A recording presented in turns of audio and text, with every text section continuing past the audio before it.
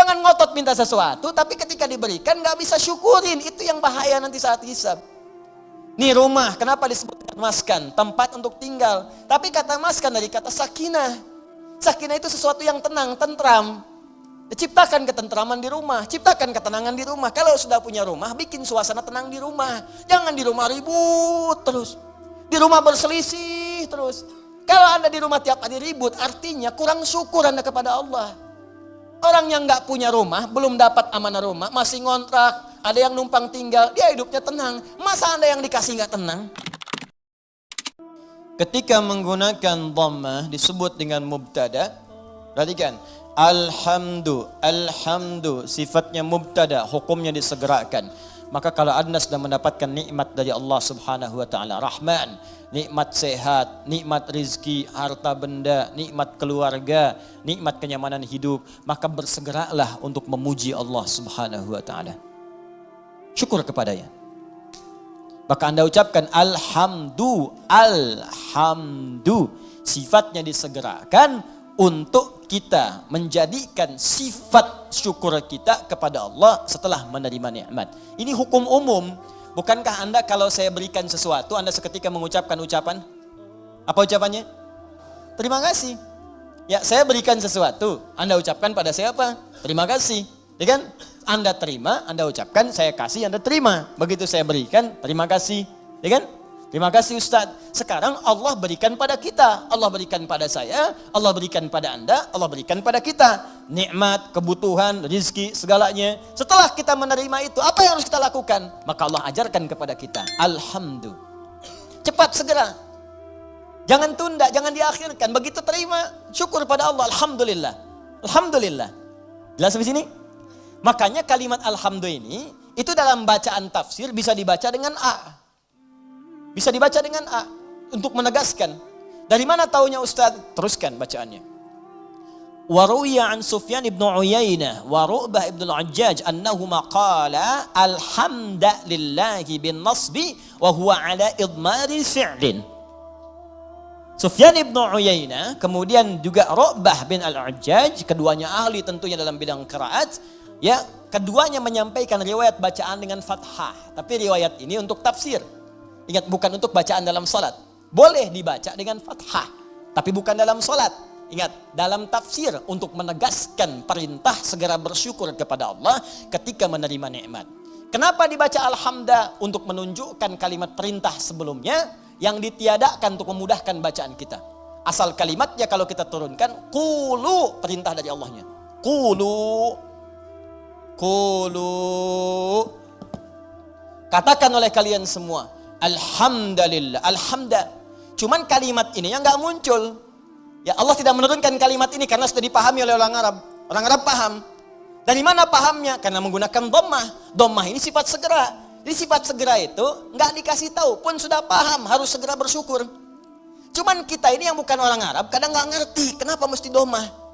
Maka dijelaskan oleh dua ulama tadi. Kenapa pakai dhammah? Karena asal perintah itu untuk bersyukur sifatnya perintah. Kalau mau dimunculkan dalam tafsir ada kalimat sebelumnya qulu. Kalau dapat anugerah dari Allah cepat minimal katakan, cepat syukuri. Kalau orang Arab gak perlu itu lagi. Makanya ketika Quran diturunkan dengan bahasa Arab tidak menggunakan kata qulu lagi. Saking pahamnya orang Arab dengan itu. Cukup dengan kalimat alhamdulillahi rabbil alamin. Paham? Maka kalimat yang pertama, ini perintah dari Allah Subhanahu wa taala. Kalau sudah mendapatkan nikmat yang tadi, nikmat diberi, nikmat sehat, nikmat rizki, nikmat macam-macam, maka adab yang pertama dari kita terhadap Allah Subhanahu wa taala, berterima kasihlah kepada Allah Subhanahu wa taala dengan semua nikmat yang telah diberikan itu. Kalimat pertama yang kita ucapkan, segera bersyukur kepada Allah dengan kalimat alhamdulillahi rabbil alamin. Maka kalau ada sesuatu kita dapatkan, adab yang pertama, saya tulis ya, adabnya nanti ada 3. 1, ucapkan kalimat tahmid. Awas, nanti ada kaitan nih dengan penambahan nikmat. Anak lulus ujian, alhamdulillahi rabbil alamin. Ya, proyek dapat, alhamdulillahi rabbil alamin. Ya, dapat tempat pertama, alhamdulillahi rabbil alamin. Dagangan habis, Habis di luar dagangan habis. Alhamdulillahirabbil alamin. Ya. Ya, ta'lim lancar. Alhamdulillahirabbil alamin. Dapat traktiran teman, alhamdulillahirabbil alamin. Dapat tumpangan pulang, alhamdulillahirabbil alamin. Alhamdulillah. Adab yang pertama. Jadi sudah adab, antum aja manusia ngasih langsung terima kasih.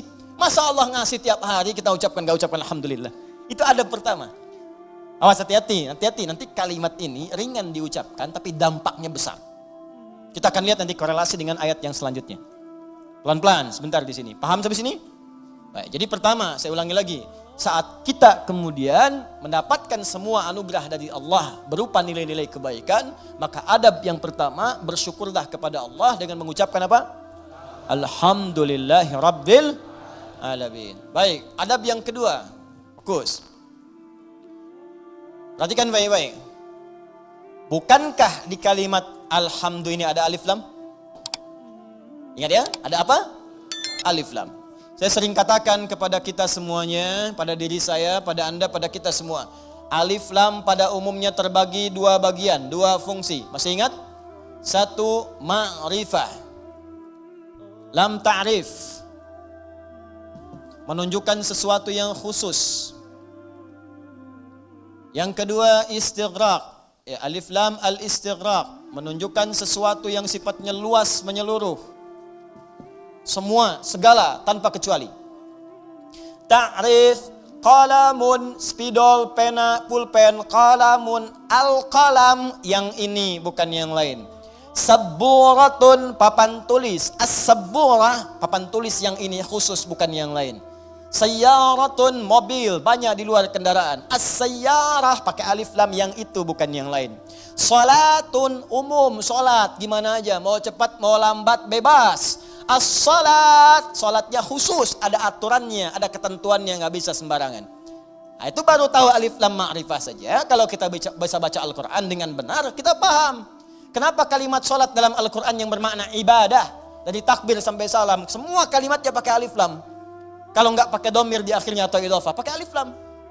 Coba kalimat salat pertama Al-Baqarah ayat 3. Alladzina yu'minuna bil ghaibi wa yuqimunas shalah. 43. Wa aqimus salata wa atuz zakah wa aqimus salah. 45. Wasta'inu bis sabri was salah. 153. Ya ayyuhalladzina amanu ista'inu bis sabri was salah. 238. Hafidhu 'alas salawati was salatil wusta. Tadi dibacakan dalam salat Isya, Quran surah 17 ayat 78. Aqimis salata liduluki syamsi ila ghasaqil laili wa qur'anal fajr. Quran surah 29 ayat ke-45. Utlu ma uhiya ilaika minal kitab wa aqimis salat. Selalu pakai alif lam yang bermakna salat, ibadah. Kenapa menggunakan alif lam? Ingin memberi pesan kepada kita, kalau salat jangan sembarangan. Jangan semaunya. Asal salat. Amin. Masya Allah, zuhur 2 menit. Bayangin, paling nampak saat tarawih lah. Yang 11 rakaat 1 jam. Yang 23 ada yang 7 menit. Kok cepet amat sih? Amat aja gak cepet-cepet. Lancar tiap tahun diulang-ulang, masa belum lancar juga? Lancar sih iya, tapi kan Nabi juga gak begitu, John. Ada aturannya, ada tumakninahnya, kan? Ada ketenangannya. Kamu nggak tumaninah? Enggak, tumaninah sedang sholat sendiri tuh, paling belakang perempuan. Bukan itu. Tenang, bacaan nyaman, fasihnya. Kan ada harakatnya, ada tajwidnya, ada sifatnya, ada makhrajnya. Ada ketenangannya, ada doanya. Itu aturan, pakai alif lam. Ya, itu ma'rifah. Istighraq menunjuk pada yang luas tanpa ada kecualinya. Semua dicakup. Yang semua yang terdapat, tidak ada satu pun tersisa untuk yang lain. Semua tercakup. Nah, dua-duanya ini kita bisa terapkan dalam hukum kalimat alhamdu. Yang pertama, alhamdu. Kalau Anda ingin mengucapkan terima kasih, syukur kepada Allah Subhanahu wa taala, maka khususkan semua syukur itu hanya milik Allah saja. Jangan mengambil bagian darinya. Ini kalau sudah merasakan semua karena Allah, ini kan yang ngasih Anda selamat Allah. Yang ngasih anak Anda lulus bisa hafal Quran itu Allah. Yang bisa menjadikan Anda sukses dalam pekerjaan Allah. Kalau nggak berkehendak nggak bisa. Anda kerja sampai bertahun-tahun, sampai banting tulang, banting kepala, banting kaki, banting apapun. Semua dibanting. Kalau Allah nggak berkehendak, nggak akan jadi. Dan kita sadar karena Allah. Maka dari itu ketika kita mendapatkan adab pertamanya, bersyukur, terima kasih pada Allah. Khususkan pada Allah. Jangan ngambil bagian dari situ. Karena kita meyakini apa yang kita dapatkan semua sumbernya dari Allah. Paham? Nah, makanya jangan melibatkan diri kita. Ini adab keduanya. Jangan melibatkan diri kita saat kita ingin bersyukur dan mengucapkan terima kasih kepada Allah atas nikmat yang diterima. Contoh, coba deh ibu atau antum, ikhwan ya, sering kemudian mengantar anak, ujiannya bagus, hafal Al-Quran, bagus. Pernah sering ada yang berucap begini, Masya Allah ukhti, luar biasa ya anaknya bisa hafal Quran. Ya Allah akhi, Masya Allah luar biasa, nilai antum sempurna. Akhi Masya Allah pekerjaan antum luar biasa bagus, beda dengan yang lain-lain sebelumnya. Pernah ada orang kadang memuji seperti itu? Nah saat muncul kalimat itu sadari, ini titipan dari Allah. Barangkali ada yang belum kita syukuri. Kita belum sempat terima kasih nih sama Allah nih. Atau diuji, sadar nggak bahwa itu tuh pemberian Allah. Kalau Allah berkehendak bukan anak kita yang hafal, anak orang lain. Cuma dititipkan pada anak kita untuk menguji apakah kita ini mampu nggak bersyukur kepada Allah. Mampu nggak menyerahkan urusan kita kepada Allah. Sadar nggak bahwa Allah yang kasih.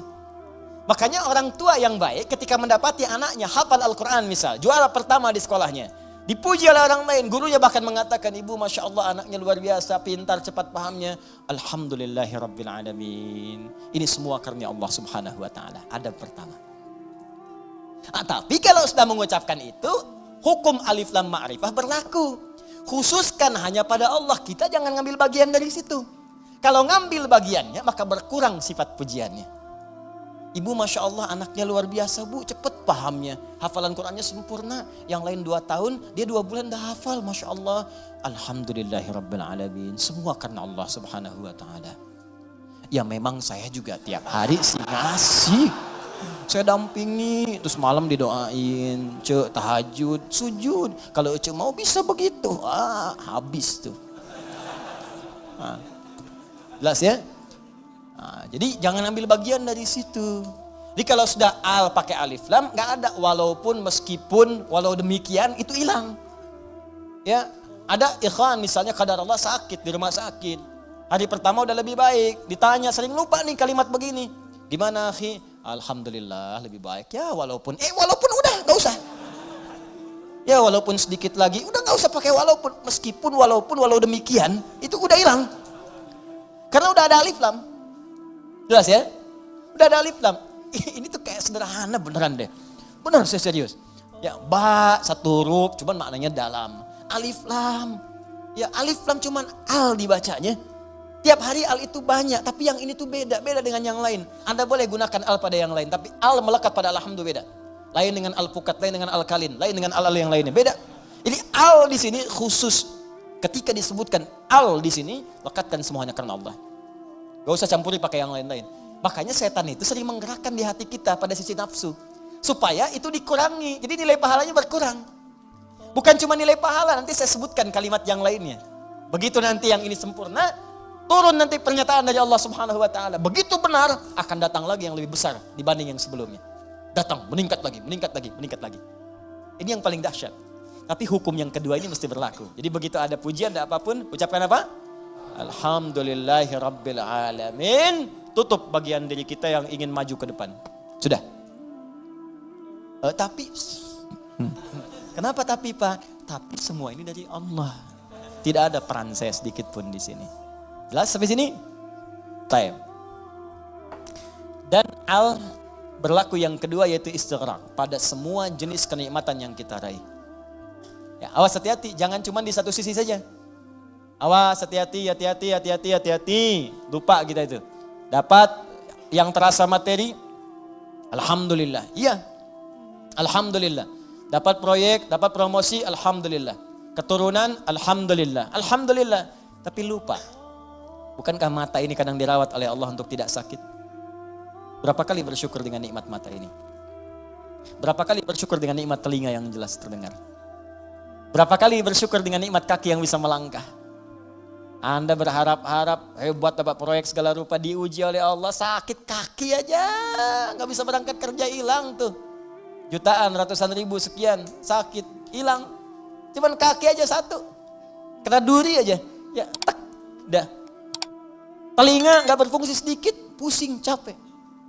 Mata, kena gangguan, proyek nggak bisa kelihatan, susah. Berapa kali kita bersyukur dengan semua nikmat ini? Kadang kita bersyukur dengan segala hal yang kita dambakan dan belum kita pegang, tapi kita lupa dengan semua nikmat yang telah Allah anugerahkan pada kita dan melekat pada jasad kita. Maka dari itu dipaksa kita untuk mengucapkan kalimat ini setiap selesai salat. Supaya ingat banyak nikmat yang telah Allah berikan pada kita, walaupun kita berharap-harap yang lain yang belum tentu kita butuhkan. Kalau bahasa yang lainnya mungkin, ini nikmat dah banyak yang kamu butuhkan, saya berikan. Itu aja belum disyukuri, kamu minta yang lain. Itu aja belum mampu nyukurin, kenapa minta yang lain? Yang belum tentu kita butuh, belum tentu kita perlukan. Makanya setelah kita subhanallah, subhanallah, subhanallah, subhanallah, makna salat apa yang diucapkan? Alhamdulillah, alhamdulillah, alhamdulillah, alhamdulillah, alhamdulillah. Supaya sadar telah banyak nikmat yang kita peroleh, yang kadang kita menuntut banyak hal yang belum tentu kita butuhkan, tapi kita telah mendapatkan limpahan rahmat yang telah kita perlukan selama hidup kita. Jelas? Nah, bagian terakhir, adab yang ketiga. Ya, adab pertama, ucapkan tahmid. Ya, satu. Adab yang kedua, jangan mengambil bagian. Atau kita bisa tegaskan dengan kalimat, tujukan khusus kepada Allah. Khusus kepada Allah. Jadi jangan mengambil bagian dari tahmid kita itu. Saya naikkan ke atas sebagai adab kepada Allah. Dalam semua nikmat yang Allah berikan kepada kita, baik terasa ataupun yang belum terasakan. Ya, yang terasa sifatnya ini yang kita dapati dalam kehidupan kita. Yang belum terasakan, yang kadang-kadang kita ikhtiar baru kita peroleh. Jangan bedakan semuanya. Semua setiap kita dapati, alhamdulillah. Makanya kalau berzikir pasca sholat, jangan cuma di lisan. Saat alhamdulillah itu, kaitkan dengan nikmat yang telah kita dapatkan. Dia begitu mengucapkan alhamdulillah, alhamdulillah, alhamdulillah. Bayangkan mata sehat, telinga sehat, kaki sehat, hati sehat, pikiran sehat, bening semuanya. Ya, anak sehat, semua sehat, istri sehat, suami sehat. Alhamdulillah, alhamdulillah. Makanya bersyukurnya nikmat. Alhamdulillah, alhamdulillah, alhamdulillah, alhamdulillah, alhamdulillah. Tapi gak ada yang nyampe ke hati gitu. Gak ada yang nyampe. Coba deh ucapkan pelan-pelan. Alhamdulillah, alhamdulillah, alhamdulillah. Rasakan. Itu tenang ke hatinya itu. Enak gitu. Zikir yang terasa itu nikmat ke hatinya. Dan ada ketenangan dalam jiwa kita. Ada getaran. Ada getaran tersendiri. Enak rasanya itu. Ada sentuhan ke hati kita. Ya, sentuhlah ia tepat di hatimu. Maka ia akan jadi milikmu untuk selamanya. Ya, sentuh. Maka bacakan zikirmu dengan bahasa hatimu sehingga terjadi koneksi antara hati dengan lisanmu. Catat dulu, mana dulu. Bacakan. Alhamdulillah, alhamdulillah, alhamdulillah. Tenang. Ala bidzikrillahi tatmainnul. Yakinlah kalau zikirmu benar kepada Allah, hatimu akan tenang. Ala itu harful ikhbar wa taukid, menyampaikan sekaligus menekankan. Jadi kalau zikirnya hati belum tenang, berarti ada yang enggak benar zikirnya, ada yang belum tepat. Paham ya? Nah, itu dhammah banyak terkumpul. Banyak. Semua segala hanya milik Allah. Jadi semua punya Allah itu banyak. Jadi semua aktivitas kita yang kita dapatkan nikmatnya itu semua punya Allah. Banyak punya Allah, enggak berkurang. Banyak. Banyak, banyak, banyak. Nah, yang terakhir. Ingat baik-baik, kalimat alhamdulillah itu mengandung makna syukur. Syukur. Ya, kalau manusia berterima kasih, kalau kepada Allah kita bersyukur. Baik. Apa artinya syukur? Ya, syukur itu kalau mau dicatat boleh, kalau mau didengar, dihafalkan atau disimak kembali pun tidak ada masalah, yang penting paham. Paham maksudnya. Syukur itu ungkapan rasa terima kasih, ungkapan rasa terima kasih dan bahagia, ungkapan rasa terima kasih dan bahagia atas nikmat yang diperoleh, atas nikmat yang diperoleh dengan cara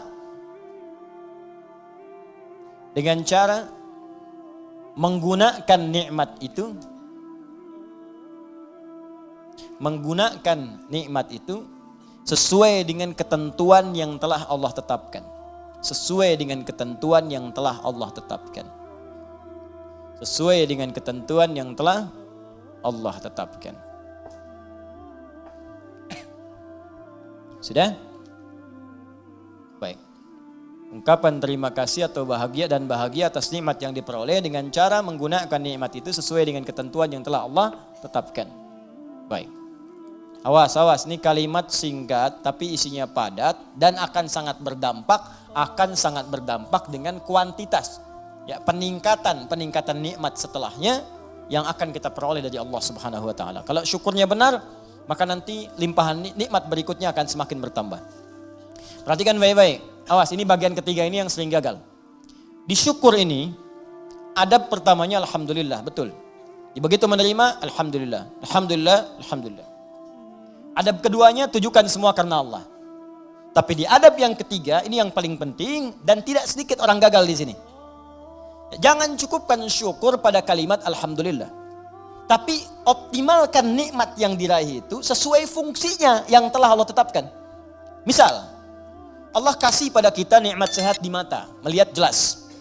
Kita bisa bedakan objek, ini laki-laki, ini perempuan. Ini peci putih, ini peci yang hijau. Ini peci biru, ini peci yang hitam. Bahkan yang paling nikmat, paling besar, kita bisa membedakan nikmat hak dan batil. Nikmat halal dan haram. Ini halal, itu haram. Baik, ini hak, ini batil. Jujur itu hak, dusta itu batil. Mencari dengan yang benar itu hak, korupsi itu haram, batil. Itu nikmat luar biasa. Ini tayangan yang hak, ini yang batil. Baik, ketika kita dapatkan semua nikmat itu, maka syukuri. Maka cara mensyukurinya, tempatkan, gunakan mata ini, nikmat mata, untuk melihat sesuai dengan apa yang telah Allah tetapkan. Apa fungsi mata yang telah Allah tetapkan? Bukan sekadar melihat. Saya sering katakan, saya sering sampaikan, dalam Al-Quran fungsi mata itu bukan sekedar melihat. Untuk manusia diikat dengan kalimat melihat yang baik-baik. Bahkan tegas kalimat Qurannya, palingkan ketika yang dilihat itu tidak baik menurut Allah. Ini nggak baik nih, palingkan. Di mana ditemukannya? Di Quran surah ke-24 An-Nur. Ayat berapa Ustaz? Ayat 30 untuk laki-laki. Apakah perempuan ikut? Ikut, bahkan harus. Ayat 31-nya perempuan.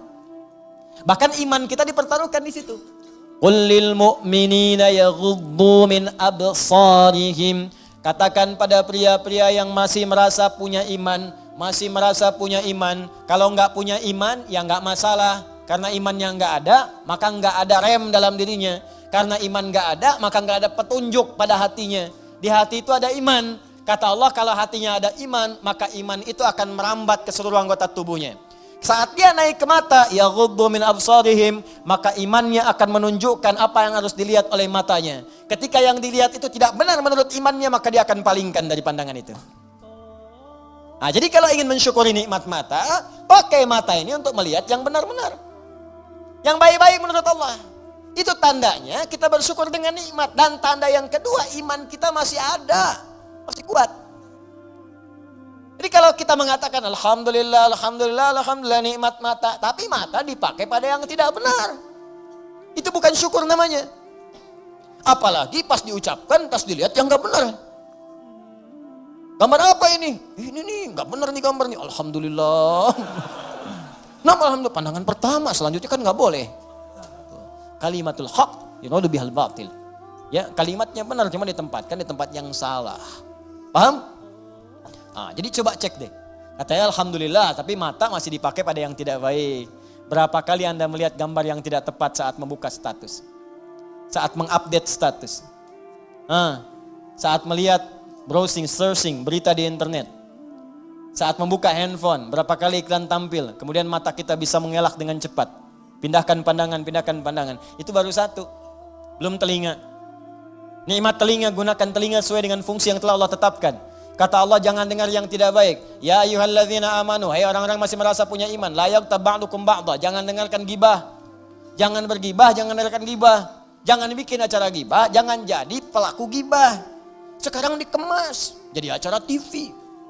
Itu yang repot, gibah. Ya, bikin di situ tulisan. Memang kadang-kadang gini, kalau maksiat itu jangan dikemas-kemas. Semakin dikemas kelihatannya semakin bagus. Dijualnya jadi menarik. Bikin aja title yang langsung tunjukkan pada tingkat maksiatnya. Ya, di kalau ada tayangan-tayangan gosip langsung antum sebarkan berita, tayangan gibah. Gitu aja. Sebarin tuh ke yang lain, share. Tayangan gibah, terus turunkan ayat Quran di bawahnya. Khusus bagi orang Islam saja supaya nggak jadi tersangka nanti. Gampang. Udah. Paham ya? Nah, ini gitu aja nanti hilang sendiri. Ya, jadi dan jangan jadi pelakunya, katanya muslim tapi jadi pelaku gibah. Aneh. Jelas ya, iman kita dipertaruhkan di situ. Tuh, itu baru mata, ke telinga, belum ke lisan. Ya lisan pakai untuk apa? Bicara yang benar. Makanya Nabi itu mengikat dua saja. Maaf, man kana yu'minu, iman lagi tuh. Man kana yu'minu billahi wal yaumil akhir falyaqul khairan aw liyasmut. Siapa yang masih merasa beriman pada Allah dan hari akhir. Kenapa ada hari akhir? Menunjukkan hisab. Dihisab. Wafat dihisab. Itu penegas tuh. Jadi kalau melanggar ketentuan ini, maaf berarti iman bermasalah. Yang kedua merasa ringan saat dihisab. Falyaqul khairan, katakan yang baik-baik. Jadi kalau masih punya iman, yang enggak baik itu akan dikatakan. Apa yang enggak baik? Banyak, dusta. Wailulil mukadzibin, celaka para pendusta. Dusta itu enggak baik. Kalau dusta akan celaka. Gibah, ya celaan, makian, perselisihan, enggak baik. Makanya kalau Anda rajin ikut taklim tapi rajin berselisih, ada yang aneh tuh. Aneh. Katanya taklim, katanya mendekat pada Al-Quran, katanya mempraktikkan Al-Quran, tapi melanggar isi Quran, aneh. Aneh. Anda belajar di mana? Quran mana yang Anda praktikkan? Mana iman Anda? Taklim itu menguatkan iman, bukan melanggar iman. Itu poinnya. Jadi kalau Anda dekat dengan Allah, itu semua tubuh kita akan dijaga. Lurus pada nilai-nilai kemuliaan. Jelas sampai sini? Itu teman-teman, itu baru tubuh kita. Belum yang lain. Ini saya tanya pada Anda. Ya, mulai dari pakaian, alas kaki, rumah, ya kendaraan. Pertanyaan saya, berapa nikmat yang telah kita peroleh, yang telah kita gunakan sesuai fungsi yang telah Allah tetapkan kepada kita. Makanya pelajari dulu sebelum meminta kepada Allah. Ya Allah, berikan aku anugerah rumah. Apa fungsi rumah menurut Allah dan Rasulnya? Turunkan. Ada fungsi rumah untuk berzikir, fungsi rumah sebagai naungan. Fungsi rumah itu ada 3-4 dalam Al-Quran. Ada manzil, kenapa rumah disebut dengan manzil? Ada bait, kenapa disebut dengan bait? Ada dar, kenapa disebut dengan dar? Ada maskan, kenapa disebut dengan maskan? Ada di situ turunannya, pelajarin dulu. Jangan ngotot minta sesuatu, tapi ketika diberikan gak bisa syukurin. Itu yang bahaya nanti saat hisab. Nih rumah, kenapa disebut dengan maskan? Tempat untuk tinggal. Tapi kata maskan dari kata sakinah. Sakinah itu sesuatu yang tenang, tentram. Ciptakan ketentraman di rumah, ciptakan ketenangan di rumah. Kalau sudah punya rumah, bikin suasana tenang di rumah. Jangan di rumah ribut terus. Di rumah berselisih terus. Kalau Anda di rumah tiap hari ribut, artinya kurang syukur Anda kepada Allah. Orang yang gak punya rumah, belum dapat amanah rumah, masih ngontrak, ada yang numpang tinggal, dia hidupnya tenang. Masa Anda yang dikasih gak tenang? Padahal tempatnya disebut maskan, tempat untuk tenang. Ustadz, kenapa saya nggak tenang? Karena Anda nggak belajar turunan dari maskan. Maskan itu sifatnya sakinah. Sakinah itu dibawa ke rumah tangga. Ayatnya Quran 30, surah 30 ayat 21. Pelajari ayatnya. Di situ ada sakinah. Sakinah dapat, mawadah turun. Mawadah turun, rahmat dapat. Di situ disingkat sakinah, mawadah, rahmah. Disingkat jadi samara. Dibawa ke dapur jadi sambara. Itu. Ini kan pernikahan seperti sayembara, tebak-tebakan. Anda mendapatkan samara, tapi Anda tidak menggali hikmahnya, bagaimana bisa meraihnya? Anda mendapatkan pengen sakinah, tempatnya maskan yang punya Allah, tapi Anda sendiri jauh dari Allah, bagaimana bisa mendapatinya? Makanya fungsi rumah yang kedua disebut bait. Bait itu dari bata yabitu, baitan, tempat menetap. Tapi bukan sekedar menetap. Karena dalam Al-Quran ketika disebutkan bait, sesuatu yang mendekatkan diri dengan Allah. Makanya Ka'bah disebut bait. Quran surah ketiga ayat 96. Inna awwala baitin wudi'a lin-nasi alladzi bi Bakkah mubarakah. Sungguh rumah pertama yang ditetapkan untuk manusia itu apa? Ka'bah yang terletak di Mekah yang diberkahi. Kenapa Ka'bah disebut dengan bait? Untuk menunjukkan setiap fungsi bait itu menghadap ke arah Ka'bah. Kenapa disebut menghadap ke Ka'bah? Untuk menunjukkan ketaatan kita kepada Allah. Ibadah. Diturunkan di hadis Nabi, pakai zikir. Rumah yang tidak digunakan untuk berzikir seperti kuburan, sepi. Bukan sekedar zikirnya, karena dengan zikir itu kita menjadi lebih dekat dengan Allah. Ketika dekat dengan Allah, rahmat turun. Begitu Joni cara memahaminya. Ini rumah dibangun-bangun, diluas-luas, tapi jauh dari Allah. Ya gimana bisa nyaman tinggal di rumah? Luasin, silahkan aja luasin. Kandang ayam juga luas. Main ke Subang tuh banyak kandang ayam. Kandang ayam juga luas. Apa bedanya rumah Anda dengan kandang ayam? Apa beda rumah Anda dengan Ragunan? Ragunan juga luas tuh, kandang singa luas begitu. Luas. Apa bedanya? Bedanya pakai zikir. Zikir. Apa itu zikir? Banyak di Quran. Salat zikir, Quran surah 20 ayat ke-14. Wa aqimis sholata li dzikri, baca Quran zikir, Quran surah ke-15 ayat 9. Inna nahnu nazzalna dzikra wa inna lahu lahafizun. Bacaan subhanallah alhamdulillah kalimat thayyibah zikir, Quran surah ke-4 ayat 103. Asmaul husna zikir, Quran surah ke-2 ayat 152. Ditafsirkan Quran surah ke-17 ayat ke-110. Doa itu zikir, Quran surah ke-7 ayat 205. Menghafal Quran zikir, Quran surah ke-54 ayat 17 ayat 22 ayat 32 ayat 40. Kenapa enggak dihidupkan di rumah tuh begitu? Zikir. Semua, ayo coba deh dengan istri menghafal kan? Masya Allah. Enggak apa-apa sambil bercanda. Setelah itu berlomba. Enggak apa-apa. Mama sayang, Masya Allah. Tahu nggak bedanya keramik sama kamu? Wah, gitu. Nggak tahu Pak. Kalau keramik makin lama makin antik. Kalau kamu makin lama makin cantik. Catat. Oh Bapak bisa aja. Bukan karena bisanya, tapi kecantikan itu memudar di dunia. Saya ingin semua bertahan sampai ke akhirat. Yuk, kita mulai dengan menghafal Quran. Mudah-mudahan kita mendapatkan mahkota di akhirat. Itulah kecantikan dan keindahan yang hakiki di hadapan Allah Subhanahu wa taala. Masya Allah. Alim. Praktekin. Masya Allah.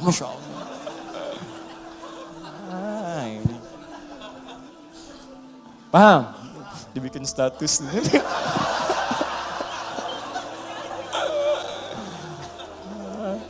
Aduh. Dunia ada aja. Gitu caranya. Ini kalau dipakai begitu enak tuh. Coba lah anak-anak. Kalau lihat anak tuh lagi kosong dia baca Quran, lagi main tiba-tiba baca Al-Mulk, baca Al-Qalam, baca macam-macam. Itu indah pokoknya deh. Antum lagi pulang lagi capek tiba-tiba anak dalam mainnya dia baca tuh. Amma yatasalun, lagi main aja, main sepedaan, main apa gitu. Hidup tuh suasana rumah. Pakai trigger dulu, ya, kayak speaker aktif atau apa gitu kan. Ya, kemudian pasangkan 24 jam putar. Jadi suasananya terbawa. Antum belum baca nggak apa-apa, mulai pasang dulu aja speaker aktifnya. 24 jam isi, nggak apa-apa muter. Dan biasakan ya anak-anak begitu. Ya, saya berusaha mencoba. Ya, setelah itu kita berbagi dan itu dampaknya besar. Ya, saya praktekkan dulu sendiri, saya coba dulu pada anak-anak tuh dekatkan dengan Quran. Terus beli mic-an, dia bicara dengan Quran. Quran itu karena biasa Quran, makanya ketika dikasih mic pun bukan nyanyi, kasih Quran. Ya, nyampe dibawa ke mall. Begitu ke mall lihat tuh ada mic yang standing itu berdiri. Ya, Masya Allah. Orang kan biasa pakai buat karaoke, tulisannya karaoke. Dia cobain di mall. Ya, wailul likulli humadzatil lumazah. Di mall bayangin tuh. Tapi ya biarin aja, sekali-kali di mall ada ngaji kan.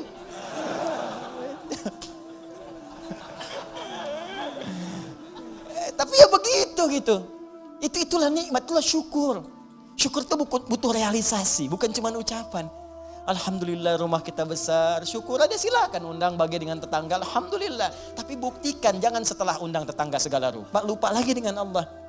Tuh kalau digali banyak, ada maskan, ada bait, ada dar, ada manzil nazala, turun, manzil tempat menurunkan. Apa yang diturunkan situ? Turunkan keturunan. Makanya jangan pernah bermaksiat di luar rumah. Setelah berumah tangga ada rumah, lakukan semua hubungan di dalam rumah. Jangan maksiat di luar rumah. Ya, yang kedua menurunkan kasih sayang, menurunkan segala rahmat, menurunkan segala perhatian. Di situ berikan pada anak, pada setiap yang ada di rumah dan sebagainya. Itu baru satu. Di kadang-kadang begini, Allah udah kasih, minta yang lain, yang ini aja belum dipakai ibadah. Antum udah nyari-nyari pakaian yang lain, ini pakaian yang dipakai ini udah pernah dipakai ibadah belum? Pakai sholat, pakai ngaji, pakai macam-macam. Ini kadang-kadang begini, saya sering dapat pertanyaan, Ustaz, saya ini cari pekerjaan, gak pernah keterima. Saya bilang, sini mas. Baju ada? Ada. Makan tiap hari ada? Alhamdulillah. Kendaraan ada? Sepeda Ustaz punya? Alhamdulillah. Baik. Rumah ada? Ada Ustaz, Alhamdulillah. Sudah berapa banyak yang dipakai ibadah? Sepeda sudah mengantarkan Anda pada sholat? Kadang-kadang Ustaz. Baju udah semua dipakai ibadah? Ya belum semua Ustaz. Itu Anda itu begitu. Itu kan semua titipan. Setiap titipan akan ditanya. Semua orang yang dititipkan itu gak pengen banyak. Gak ada orang titipin pengen banyak. Pengennya sedikit supaya gampang dikembalikan. Atau saat ditanya menjadi lebih mudah menjawabnya. Nah sekarang Anda aja yang dikasih oleh Allah saja titipan belum digunakan pada yang benar. Bagaimana bisa meminta yang lain? Barangkali bukan Allah belum mau ngasih. Tapi Allah menginginkan Anda maksimalkan dulu nikmat yang ini. Kalau sudah semua maksimal jangankan Anda minta. Belum minta pun Allah bisa kirimkan yang lain. Itu poinnya. Mudah bagi Allah. Karena Allah mampu menguasai semua alam. Jangankan pengen pekerjaan, semua alam pengen dikasihkan. Jangankan menguasai, merawat semuanya, memberikan semuanya, ngasih, memberikan, merawat, mencukupkan, semua diberikan. Sifat yang memberikan, merawat, memenuhi semuanya tanpa kecuali dalam bahasa Arab disebut dengan rububiyah. Yang memilikinya disebut dengan Rabb. Karena itu kata Rabb secara tunggal kalau tidak dilekatkan dengan kalimat lain itu artinya nggak boleh diberikan kecuali hanya pada Allah saja. Rabb. Awas hati-hati, Rabb. Nggak boleh manusia diberi nama dengan Rabb. Rabb kecuali disambung dengan yang lain. Robbie Williams, misalkan. Nah, atau misalnya Muhammad Rabbi, ya. Kalau bersambung dengan yang lain boleh. Boleh. Ya, di kisah Nabi Yusuf Quran surah 12 ayat ke-42. Ya. Wa qala lilladzi dhanna annahu najin minhuma udhkurni 'inda rabbik bukan Allah di situ. Ya ketika Yusuf alaihissalam berkata kepada satu di antara dua orang yang ditakwilkan mimpinya dan dia duga dia akan berhasil keluar dari situ selamat. Ya selamat, maka dia katakan berikan pesan kepada orang ini, ya napi yang akan lolos ini selamat ini, kata Nabi Yusuf alaihissalam, nanti sebutkan kisah saya kepada rajamu. Ya Rabb di situnya, tapi ada kaf di situ, Rabbik bukan Rabb sendiri. Ditunjukkan kepada raja. Jelas sampai sini? Baik, itu boleh, gak ada masalah. Nah, tapi ingat sifat Rabb, kalaupun dilekatkan dengan kalimat lain, itu tidak hanya menunjuk pada aspek kepemimpinan, tapi ada perawatan dan maslahat di dalamnya. Yuk kita baca sedikit tafsirnya. War-rabbu huwal malikul mutasarrif wa yutlaqu fil lughati ala as-sayyid wa ala al-mutasarrif lil islah wa kullu dhalika sahihun fi haqqillahi ta'ala. Kata Rabb itu hanya milik Allah Subhanahu wa taala. Bermakna malik yang memiliki segalanya. Mutasarrif yang berkehendak untuk menggunakan pada apapun yang dikehendakinya pada semua yang dimilikinya. Terserah Allah. Terserah Allah. Nih, maaf ya. Maaf sekali lagi, maaf. Ini tangan punya siapa? Ya Allah. Nah, mata punya siapa? Ya Allah. Telinga punya siapa? Nah, karena punya Allah, terserah Allah, ya Allah yang punya. Iya kan? Sekarang yang punya nitipin ke kita supaya kita pakai. Makanya kita katakan inna lillah, kita itu punya Allah. Inna lillahi, kita semua punya Allah. Wa inna ilaihi raji'un. Karena kita punya Allah, besok lusa kita pulang kepada Allah. Karena kita punya Allah, mata punya Allah, telinga punya Allah, tangan punya Allah, terserah Allah. Maka Allah bikin aturan. Karena kamu punya saya yang ciptakan. Nih cara menggunakan semua jasad dalam tubuhmu. Pakai sesuai petunjuk pemiliknya. Tangan gunakan begini, mata gunakan begini. Makanya kalau tangan dipakai maksiat, Allah marah yang punya.